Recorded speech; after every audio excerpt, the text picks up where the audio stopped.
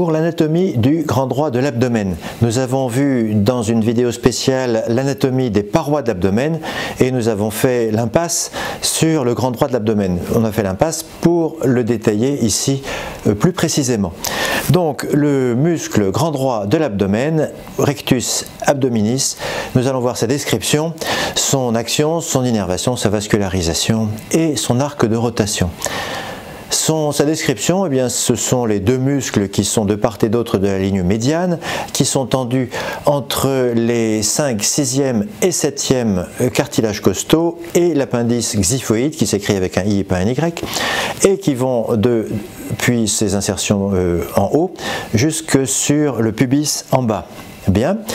Ces muscles sont séparés, leurs fibres musculaires, par des intersections tendineuses, ce qui fait que vos héros américains favoris ressemblent à des tablettes de chocolat au niveau de leur paroi abdominale antérieure, à cause de ces intersections tendineuses, si les fibres musculaires qui sont entre ces intersections sont particulièrement développées. J'attire votre attention sur le fait qu'il y a une intersection au niveau de l'ombilic, mais il n'y en a pas en dessous, si vous voulez dessiner Tarzan correctement.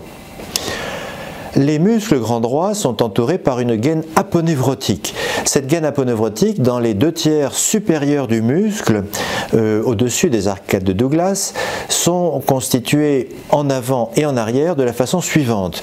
La paroi antérieure de la gaine, le feuillet antérieur de la gaine des droits, est constitué par l'union de l'aponévrose antérieure du grand oblique associé au feuillet antérieur de l'aponévrose antérieure du petit oblique, ou plutôt de l'oblique externe et de l'oblique interne, comme on le dit maintenant. Donc, en effet, l'oblique interne a une aponévrose qui, au niveau de son bord interne, se divise en deux feuillets, antérieur et postérieur.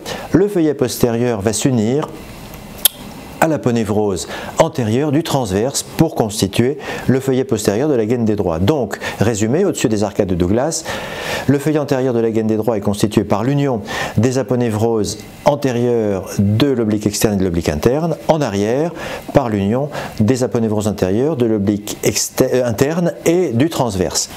Au-dessous des arcades de Douglas, alors, ce que j'ai oublié de vous dire, excusez-moi, c'est que le feuillet antérieur de la gaine des droits adhère au niveau des intersections tendineuses, ce qui fait que si vous voulez voir séparer le feuillet antérieur du muscle, eh bien vous allez être obligé de sectionner ces adhérences avec les intersections tendineuses partout où elles se trouvent. Ça, c'est une conséquence chirurgicale importante, notable. Au-dessous des arcades de Douglas, donc, eh bien, les muscles grand droit sont au contact direct du fascia transversalis, qui ne mérite plus son nom, puisque le transverse, justement, il est passé en avant. Et donc, les trois aponévroses antérieures des muscles obliques externes, internes et transverses passent intégralement devant les muscles droits. Ce qui fait que derrière les muscles droits, il n'y a plus de feuillet aponévrotique, et les muscles droits se trouvent directement sur le fascia transversalis et le péritoine.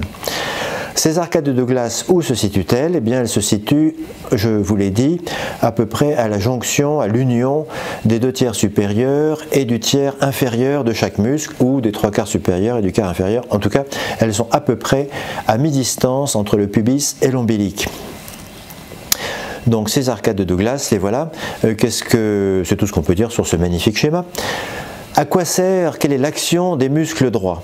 Les muscles grand droit de l'abdomen, eh bien, ils servent lorsqu'ils se contractent à comprimer les viscères abdominaux avec toutes les conséquences que vous imaginez, très utiles pour la miction, la défécation, l'expiration forcée, le vomissement et l'accouchement. Très bien.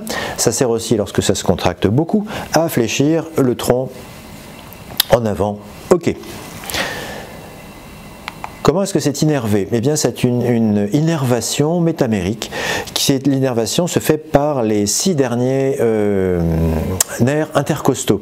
Les nerfs intercostaux, donc, suivent le bord inférieur de la côte supérieure et vont rejoindre de la sorte, en contournant le thorax, la face postérieure de chaque grand droit. Contrairement à ce magnifique schéma, il ne donne pas de branche pour la peau et il se termine à la face postérieure du muscle pour innerver le muscle de façon métamérique. Donc voici cette innervation des muscles grand droit. Voici un autre schéma magnifique où vous voyez ces nerfs intercostaux qui abordent la partie externe de la gaine pour passer en arrière des muscles, aller les innerver. Un autre schéma, non, nous allons passer à la vascularisation. La vascularisation, eh bien, elle est assurée, comme vous le savez, par deux artères, l'épigastrique supérieure et l'épigastrique inférieure. L'artère épigastrique supérieure poursuit la direction de la mammaire interne. La mammaire interne, au bord inférieur du thorax, se bifurque en deux branches terminales, l'une et l'artère épigastrique supérieure. Cette artère épigastrique supérieure va gagner la face profonde du muscle droit, qu'elle va vasculariser pour sa partie supérieure. En bas, eh bien, c'est l'artère épigastrique inférieure qui est une branche collatérale de l'artère iliaque externe qui contourne par en dessous le cordon ou le ligament rond et qui va rejoindre la face postérieure du muscle droit pour pénétrer dans ce muscle et aller le vasculariser. Comme vous le savez aussi, ces deux branches épigastriques supérieure et inférieure s'anastomosent à l'intérieur du muscle et ces anastomoses ont lieu au-dessus de la région ombilicale. Monsieur Taylor, qui a passé beaucoup de temps à étudier ce muscle pour décrire ses lambeaux, eh bien, il a parfaitement schématisé et classifié ces anastomoses. Ces anastomoses, ici le rond jaune, c'est l'ombilic. Ces anastomoses sont toujours situées dans la région sus-ombilicale, entre l'épigastrique supérieure et inférieure. C'est une notion importante qui va avoir des conséquences chirurgicales importantes. Autre conséquence chirurgicale importante, c'est l'existence, comme tous les muscles, de perforantes musculo-cutanées. Donc les artères épigastriques vont vasculariser le muscle grand droit, oui certes, mais elles vont aussi envoyer des perforantes vers la peau. Ces perforantes, eh bien, Ian Taylor les a comptées. Et il a divisé, comme vous le voyez, l'abdomen en 5 régions horizontales, 5 régions verticales, ce qui fait 25 cadrans. À gauche de votre écran, eh bien, il a fait compter par un esclave toutes les perforantes vasculaires et à droite de votre écran, il a les perforantes importantes. Quelle est la conclusion de cette étude? C'est que les perforantes musculo-cutanées des artères épigastriques qui vont du muscle droit à la peau, eh bien, leur concentration maximale, elle est dans la région péri-ombilicale. C'est ce qu'on voit sur le schéma du bas. Et il y en a bien sûr étagé sur toute la hauteur des muscles, mais c'est surtout dans la région péri-ombilicale qu'on trouve le maximum de concentration de perforantes. En outre, et c'est ce qu'on voit sur le schéma en haut à droite, eh bien, le nombre maximum de ces perforantes au niveau de la région péri-ombilicale, eh bien, c'est dans les 2 tiers internes du muscle. Le tiers externe peut être... Il peut y avoir des perforantes, mais elles sont de moindre importance. Les maximums de perforantes, c'est les 2 tiers internes du muscle. Avec toutes ces données anatomiques, eh bien, on est prêt à faire de la chirurgie. Voici comment vous pouvez vous concevoir une paroi de l'abdomen. Autour de l'ombilic, eh bien, irradiant comme les rayons du soleil, des vaisseaux qui vont se diriger, s'écarter de l'ombilic pour aller dans toutes les directions, en haut, en dehors, en bas, pour s'anastomoser avec les artères qui vascularisent, les autres artères qui vascularisent la paroi. En haut, les artères intercostales qui vont de dehors en dedans et de haut en bas, qui vont s'anastomoser avec les artères supérieures.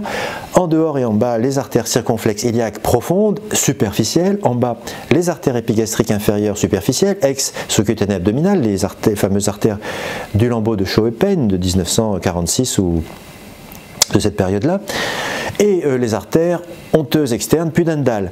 Donc, il faut concevoir la paroi abdominale antérieure sur le plan vasculaire comme les branches vasculaires qui irradient par rapport à l'ombilic et qui vont s'anastomoser avec toutes ces artères de la paroi abdominale.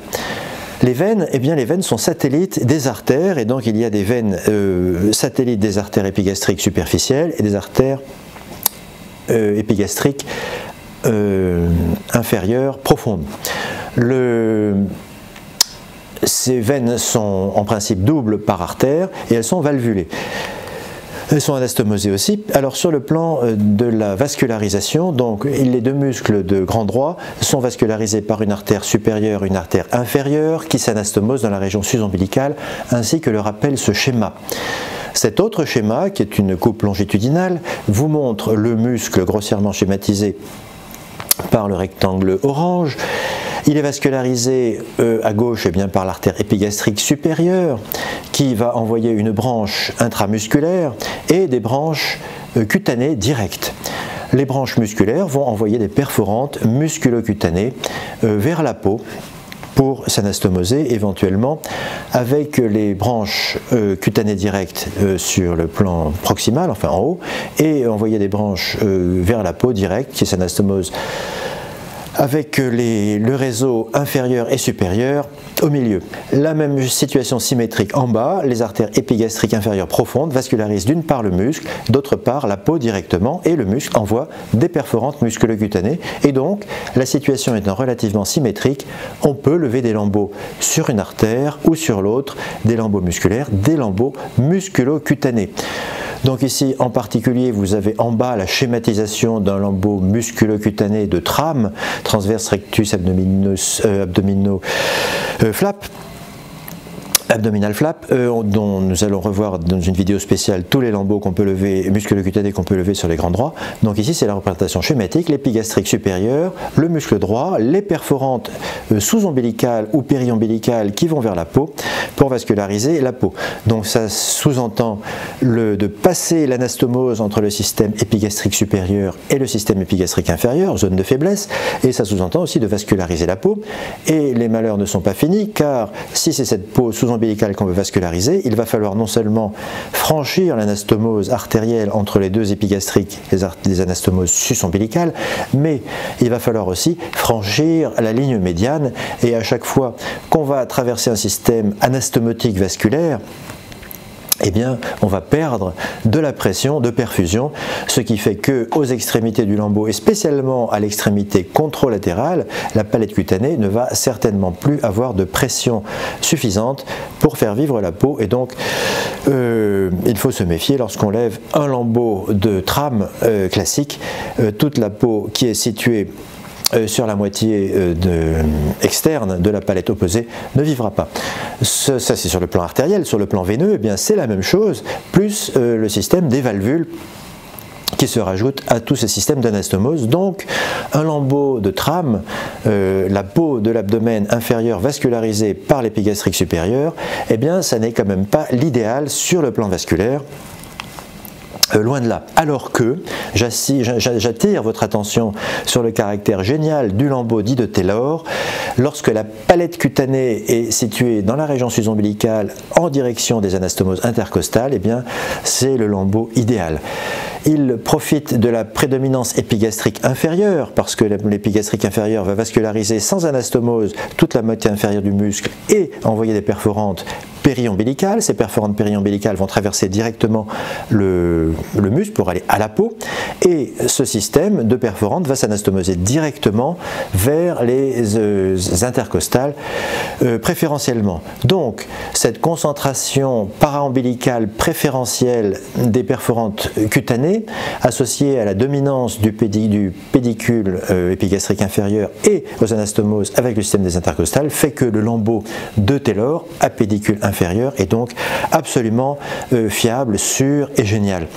Contrairement au lambeau, donc ça c'est vous avez un dessin schématique de ce lambeau de Taylor pédiculé, contrairement au lambeau de trame où la peau de l'inférieur de l'abdomen, lorsqu'elle vise sur l'épigastrique supérieur, à cause des raisons que je vous ai énumérées, vasculaires, artérielles et veineuses, eh bien n'est sûrement pas l'idéal en matière de sûreté vasculaire.